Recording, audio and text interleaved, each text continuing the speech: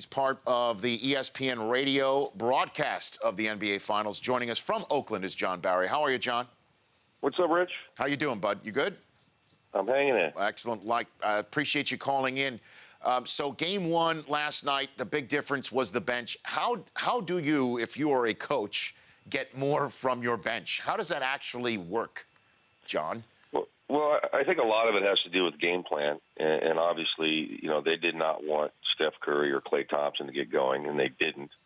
There was a lot of trapping of Steph Curry, where we saw in the last series against OKC, they switched. So Curry would be wind up going one-on-one against Steven Adams or a Serge Ibaka or Enes Kanter. They took the ball out of Steph's hands last night and said, we want other guys to beat us, and that's exactly what happened. Yeah. John Livingston was terrific. He was incredible, and he had a 20-point performance after a disastrous Western Conference Finals against Oklahoma City. So what can Cleveland do between games 1 and 2 in your estimation, John? Well, there were a lot of other areas that they were hurt. I thought they got hurt on second chance points, and they missed 28 shots in the paint, the Cavaliers. That is a ton. So they got the ball in the paint. They got to score better there, obviously, the second chance points. And then, Tyronn Lue talked about, I want to play at the Warrior pace. I want to play up and down. I want to play fast. Last year they slowed the ball down, which gave them a better opportunity, in my opinion, to win. Last night they had 18 fast break points. Golden State only had 9. And yet it wasn't really even a game. Midway through the third, this thing was over. So, I would say I'd slow down the pace a little bit. Get LeBron in that paint a little bit more, and, see if you can do the same thing on Steph Curry and Klay Thompson.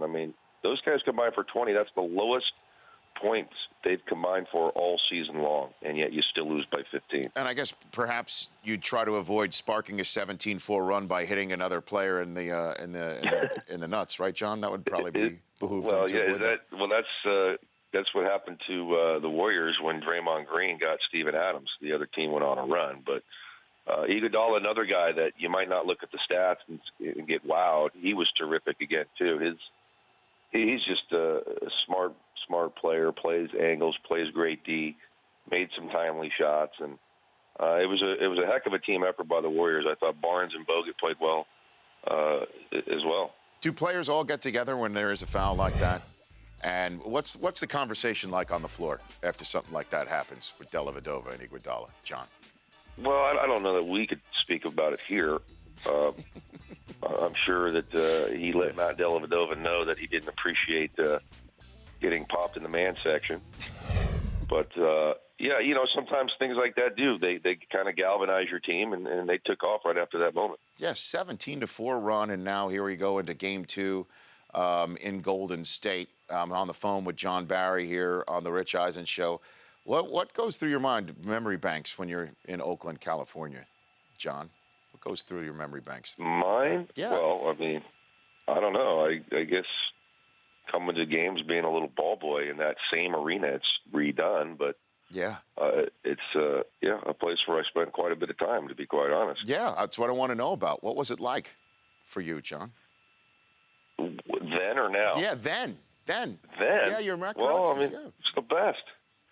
Getting to be a ball boy, wiping up the floor and catching fights and hearing guys get teased, and it's the best. So who was one of the guys that you were excited as a kid remembering that you got to see up close?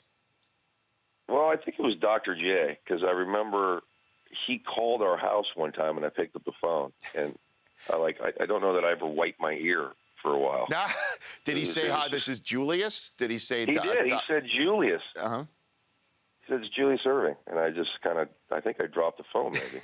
It was the coolest thing ever.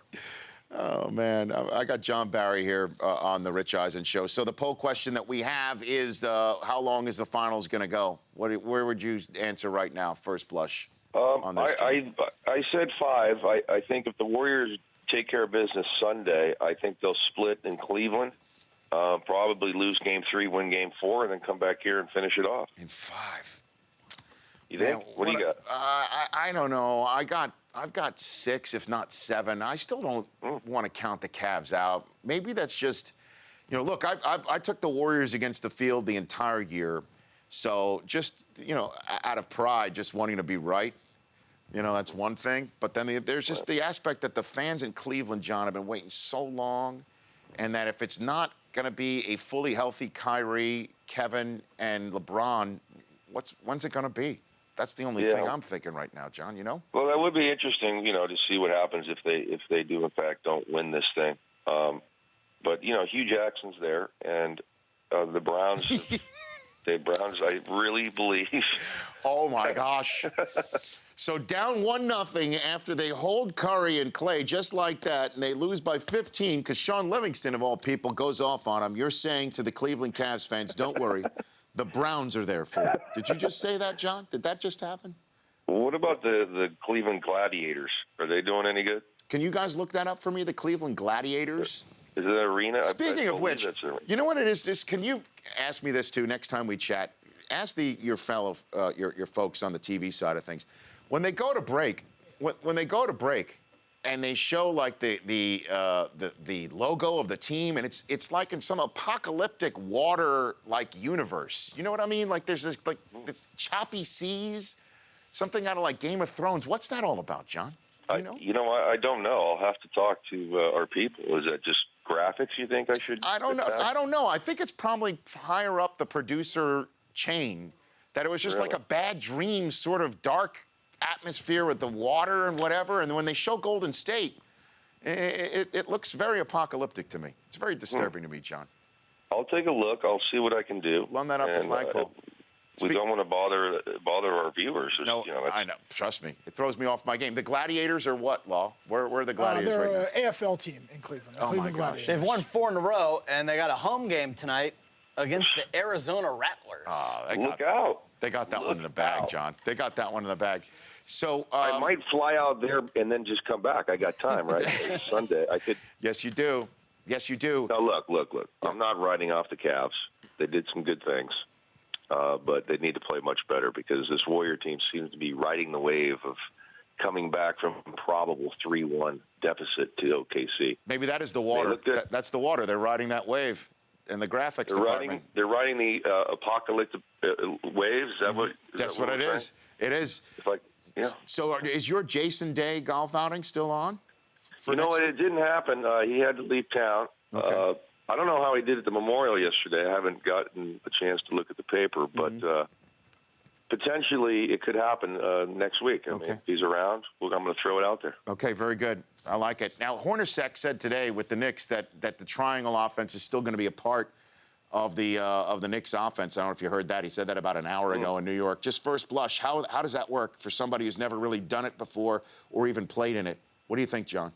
Well, look, the triangle offense, pretty much every team has some aspect of it in their offense.